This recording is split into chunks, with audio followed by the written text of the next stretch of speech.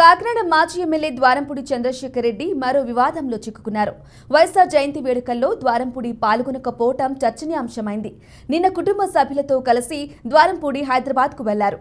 అయితే వరుస కేసులతో ఉక్కిరిబిక్కిరి అవడం వల్లే ద్వారంపూడి హైదరాబాద్కు మకాం మార్చేశారనే విమర్శలు వస్తున్నాయి.